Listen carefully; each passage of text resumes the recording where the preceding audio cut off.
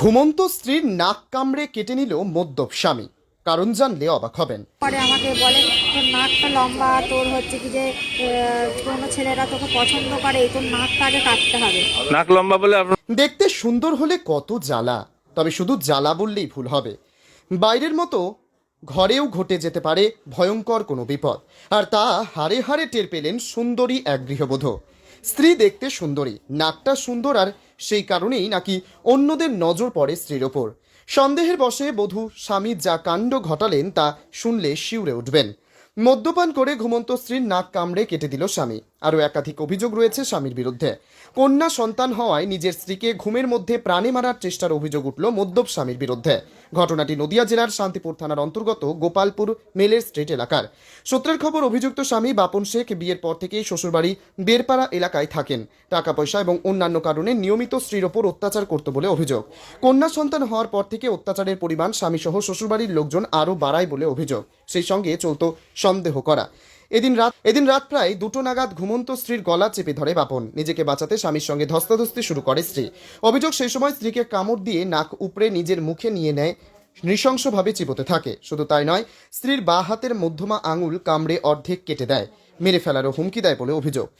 চিৎকার শুনে পাশের বাড়ি থেকে ছুটে আসে এক প্রতিবেশী। তাকেও নাকি অভিযুক্ত ওই যুবক শরীরের একাধিক জায়গায় কামড় দিয়ে অঙ্গহানি করে বলে অভিযোগ। পরে তারা শান্তিপুর হাসপাতালে যান চিকিৎসার জন্য। এ বিষয়ে লিখিত অভিযোগ দায়ের করে শান্তিপুর থানায়। গৃহবধূর মায়ের অভিযোগ, ঘর জামাই থেকেও জামাইয়ের এতই দুঃসাহস, মেয়ে সুন্দরী হওয়ার কারণে, তার নাক খুব সুন্দর হওয়ার কারণেই জামাই তা কামড়ে উপড়ে নেয়। জামাইয়ের দৃষ্টান্তমূলক শাস্তির দাবি করেছে শাশুড়ি।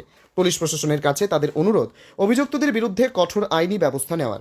লিখিত অভিযোগ হতেই শান্তিপুর থানার পুলিশ তৎপরতার সঙ্গে অভিযুক্ত স্বামীকে গ্রেপ্তার করে আদালতে পাঠিয়েছে। ঘটনার তদন্ত শুরু করেছে শান্তিপুর থানার পুলিশ। কালকে 3টের সময়, গতকালকে হ্যাঁ গতকালকে 3টের সময় আমি ঘুমাচ্ছিলাম, আমাকে গলা টিপে ধরেছে। কে? আমার স্বামী কি নাম? বাপন শেখ। কোথায় বাড়ি? গোপালপুর মিলে স্ট্রিট, ওদের বাড়ি। আমার বাড়িতে থাকে, ঘর জামাই থাকে। আপনার বাড়িতে মানে আপনার বাড়ি কোথায়? আমার বাড়ি বেরপাড়া, কলমদারি। আচ্ছা, আপনার নিজের বাড়ি আর কি? আমার নিজের বাড়ি। সেখানে আপনার স্বামী আপনার সাথে থাকে? হ্যাঁ, আমার সাথে থাকে। কি কাজ করে? ওই বসায়, মার্বেল পাথর বসায়। আচ্ছা, মিস্ত্রি নাইলে। কি নাম বললেন স্বামীর? বাপন শেখ। কতদিন আগে বিবাহ হয়? আমাদের 9 বছর হচ্ছে। দেখে শুনে না আপনার ভালোবেসে করেছিলেন? ভালোবেসেই করেছি। আচ্ছা, তো ছেলে মেয়ে আছে? দাঁড়ান, বাচ্চা মেয়ে আছে একটা। তো কি ঘটনা, কি কারণে বলে আপনাকে? মানে টাকা আনার কথা বলে বাপের বাড়ি থেকে, নাকি কি বলে? যখন না, টাকা আনার কথাও বলে না, কিছুই বলে না। ও মদ খেয়ে আমার উপরে এমনি গলা টিপে ধরে। প্রতিদিন মদ খেলে?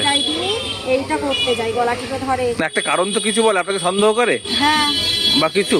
হ্যাঁ, সন্দেহ করে। আমাকে বলে তোর নাকটা লম্বা, তোর হচ্ছে কি যে কোনো ছেলেরা তোকে পছন্দ করে, এই তোর নাকটা আগে কাটতে হবে। নাক লম্বা বলে আপনার নাক কামড়ে দেবে? হ্যাঁ, কালকে কি নাকের ডগা পুরো উড়ে গেছে? নাকে এই ডগার এখান থেকে নেই তো, আর এইটা পুরো এরকম উঠে গেছে, 7টা সেলাই পড়েছে। আচ্ছা। আঙুলের এটা খেয়ে নিয়েছে। মানে আপনাকে সন্দেহ করে নাক ভালো বলে, তাই জন্য আপনাকে ভালো বলে আমাকে সন্দেহটা করে। আচ্ছা, তো এই ব্যাপারে আপনারা পাড়ার যে কাউন্সিলর বা কাউকে জানিয়েছেন? হ্যাঁ। বা সমাজের লোকজনকে জানিয়েছেন?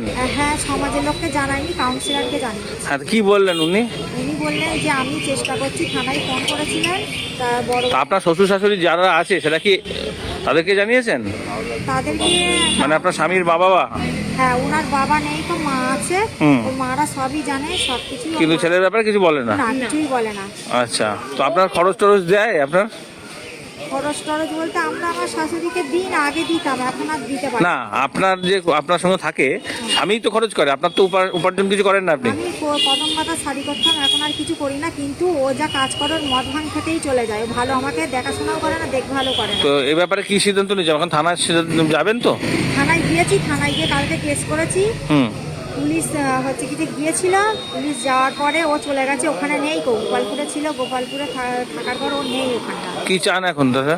আমি চাই ওকে ধরে নিয়ে যাক, হুম। ধরে নিয়ে গিয়ে ওকে ব্যবস্থা করুক। আমি এটাই জানিয়ে সংসার আর করতে চাই না। তো আপনার মা বাবাকে জানিয়েছেন? আপনার যে বাপের বাড়ির মা বাবা? এই তো আমার বাপের বাড়ি, মা বলতে এটাই, বাবা টাবা কেমন, এই ছোট। কোথায় বাপের বাড়ি কোথায়? বেরপাড়া, কলমদারির মোড়। আচ্ছা, তো সেক্ষেত্রে আপনাদের বাড়িতেই ও থাকতো? হ্যাঁ কিন্তু তারপরেও আপনার সঙ্গে অত্যাচার করতো? হ্যাঁ হ্যাঁ, তারপরে আমাকে মারধর করে আমার বাড়িতে থাকার পর। কি নাম আপনার? মধু খাতুন। স্বামীর নাম? বাপন শেখ।